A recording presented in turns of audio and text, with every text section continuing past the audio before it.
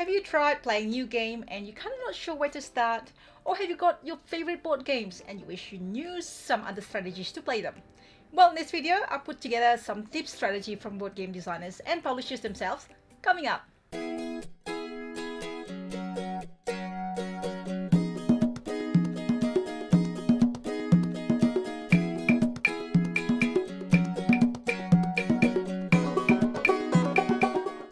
Hi everyone, hope you're well. It's Stella from Meeple University. Welcome to my tabletop diary. Hopefully you've seen the other tips videos that I've done and find them useful. Otherwise, check them out here or check the descriptions in the video. Before I get into it, please write in the comments below what you think of these episodes and if there are games you want to be featured in this tips strategy series. If we have videos for the games featured here, I'll also put links in the descriptions below so you can look out at our reviews, playthrough or how to play videos. So here are the tips, starting with Food Chain Magnate and its expansion by one of the designers, Jeroen. Hi, I'm here with Jeroen, the creator or the co-creator of Food Chain Magnate. How are you? Good, how are you? I'm so excited. Oh, I'm good, thank you. But I'm so excited to see you and have you at this interview because Food Chain Magnate is one of my favorite games. It's heavy. Thank you very much. It's amazing. If you haven't tried it, audience, you have to try. Now, you're releasing the first expansion of Food Chain Magnate. Yes, we have an expansion this year because we were starting designing other games, but we had so many ideas that could expand Food Chain. We had to get those out of our head first as well. So normally we don't do expansions, but these ideas were too good not to pass up. Yes, amazing. So you and right? You and the other designer. Joris. Yours, yeah. So I have to get my pronounce right here because I'm not so good at this. Well, they're Dutch names. They're not always easy to pronounce. I know, but I'm originally from Indonesia and we have some Dutch influence. So like some of the words kind of like, similar. So let's start with the tips and strategy for Food Chain Magnate. The beginner tips. What are they? What do we need to watch out for when we first time for beginner play Food Chain Magnate? Well, the first thing I would always say is just try out things. Yeah. You will make mistakes that will lose you the game, but I mean that's also part of the fun, or can be part of the fun. Everybody will make mistakes. Yes. But there's I always like to say three main strategies to start with. You can start with recruiting and try to build a very wide company with unskilled labor almost. You can start with training, build company with not that many employees but all highly skilled, so all very far in the training set. And the other one is start with marketing, but that's much more difficult, and I've been accused that I'm the only one that can win with that strategy. So please elaborate a little bit more. So how does that work? Essentially, because the core of the strategy is in turn one, what's the first employee you hire, and the two most chosen ones are you either take a recruiting girl or you take a trainer. You could also start with a marketing trainee, so you can start marketing in turn two, get your first cook or your first errand boy or or kitchen trainee then, and start selling food, and hope that the bank will break before anybody else has ramped up enough. Yes. So Sometimes it works, sometimes it doesn't. Okay, that's very good to start with, because I also heard that the bonus is very important. Yes.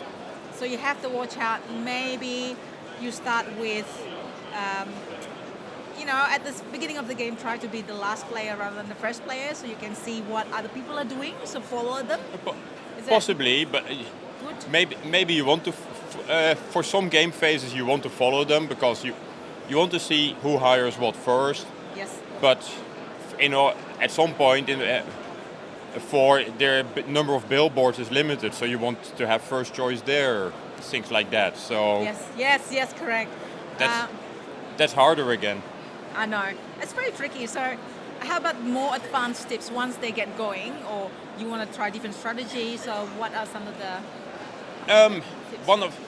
One of the things to keep in mind, especially with the milestones, is the milestones you're going for really determines your strategy. So it's a race to get milestones. I sometimes see people, they're all doing exactly the same strategy to make sure they don't miss out on any milestone, but then everybody has exactly the same and only very small differences in decisions or in map position, etc. will decide the game. But somehow you can already see that a little bit coming, so maybe you don't want to have exactly the same milestone as somebody else, but you want to deny them another milestone and grab that yourself, because it will be very useful for you, but the fact that your opponent doesn't have that milestone is also very good. Is there any specific milestone that you think is the best? But that's probably an impossible question. But everything is good with the strategy. Yeah, that's really an impossible question. All of them are good. Especially if you go to the expansion, we made a new set of milestones which completely replaces the old ones, which introduce even more interesting possibilities. Speaking about the expansions or strategies for beginners for the expansions? That's harder to say. For that, I would really say just play the base game first, learn the ropes there, because the expansion contains 17 different modules. Oh wow! Don't play all of them at once. Yep. At least not the first time. Yes. But one of the more exciting things to start out with is to start with the new milestones module, which completely replaces the milestones with new ones. Let me. Yes. That's... So, you probably can't see it all on camera, but these are the old milestones, and these are the all new milestones. Very good. That's... Which I think give a bit more focus also to a marketing start. It's easier to win with it, but there's also very strong starts when starting with either training or recruiting strategy. But it's harder, it's different. There's a lot of different type of things you can and cannot do. Especially one of the things that you will miss when you've played the base game a lot is there's no longer a bonus money on sales. Like in the base game, if you were the first to market a burger, you get extra. You get $5 yes. extra for every burger you sell. That's no longer there. Now it's if you sell the first burger, not even market, your CEO will always have 4 slots. If you sell the first... That's really powerful. I really like that strategy. Oh, I mean, for me, I like to have more stuff because then I can allocate more people. Yes. And if you sell the first beer, you can pay your salaries with food or drink instead of with money. Wow, so you don't need fridge anymore? Maybe not. Maybe. Maybe not. The fridge is still there if you sell the first Coke. Oh. And so for each of the food types, if you're the first to sell it, you get a different benefit. And it's very unlikely that you will have all of them. Yes, because it'll be really hard to do all of them like that. Yeah, I can imagine that. So, all in all, is there any more expansion after this, or is that?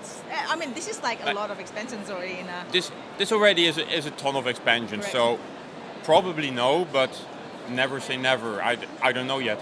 I know because we're not working on more expansions. That's what I can already say now. But you never know for the future. You never know. You're probably gonna launch a brand new, exciting games.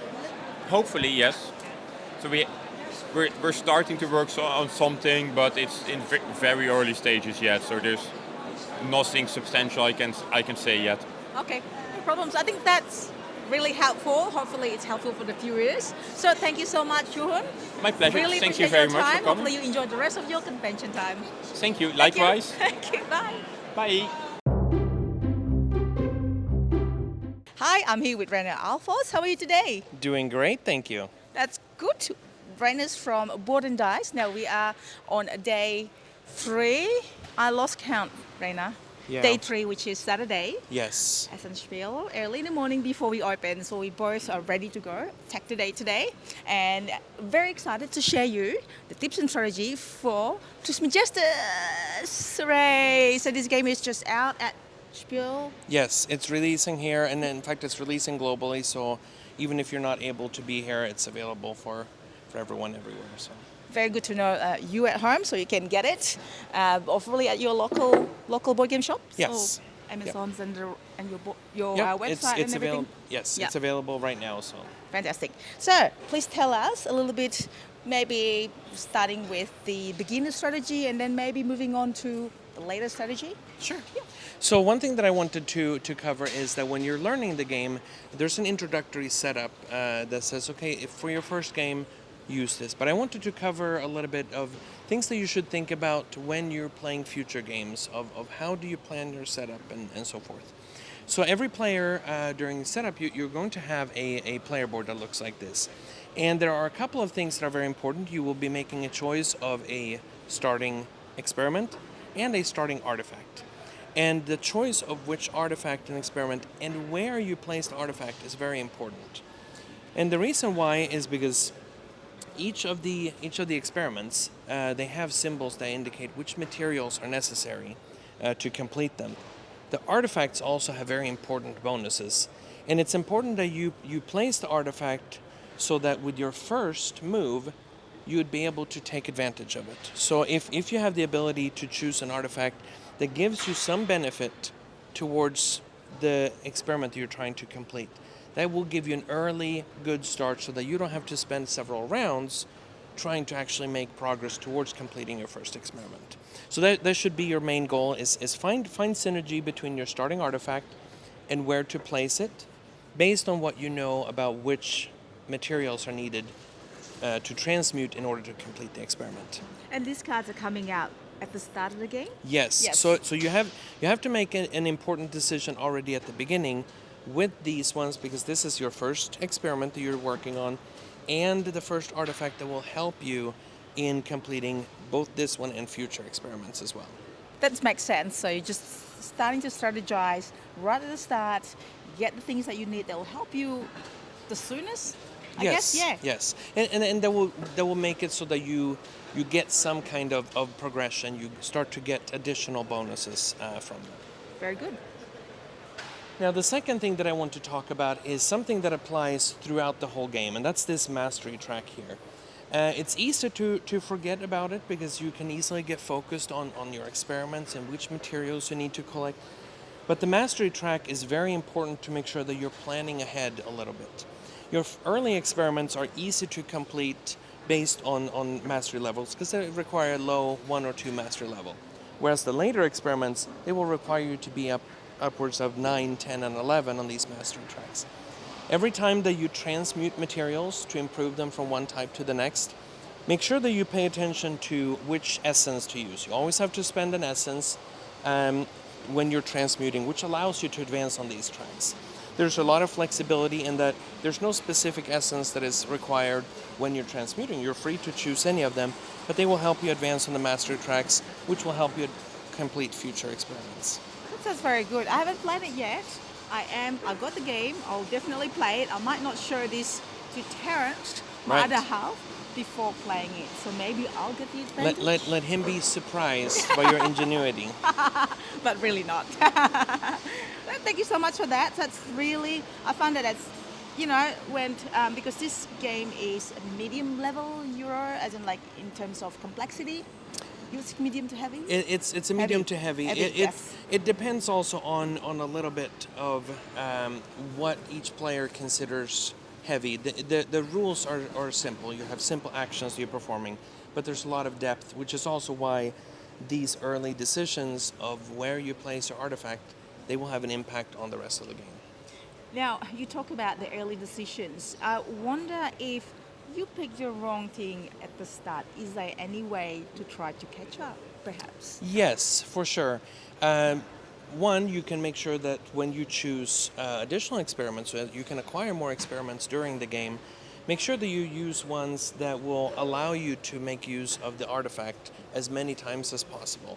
Make sure that you pick something that Maybe you felt early on that you wanted to go for your ultimate achievement, but then you realize that you're not on a path towards it. That's okay. Just make decisions that you continue to see payout from. So it's perfectly okay to go in a direction other than what you had initially planned, as long as you feel like you're getting a big payout of it. Very good. So, because sometimes I got distracted a lot when playing games, and then I wanted this, and then oh, that looks good. Oh, that looks shiny. That looks good. So this is good. So for those who are a bit like me, I catch up. Well, thank you so much for that, Reina.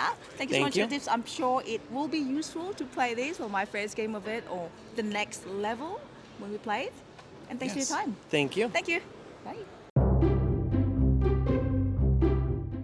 Hi, I'm back again with Reina from Board and Dice.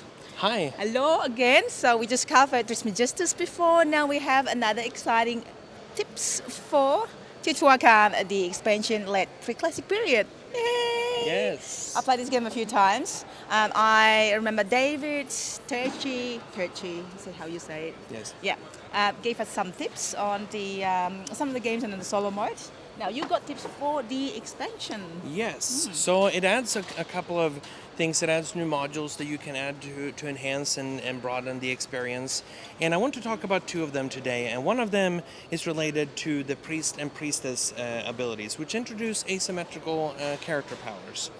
At the beginning of the game, you will be dealt two of them, and sometimes it can be difficult to decide which one to choose because they are all very different. They provide abilities that are very different from each other.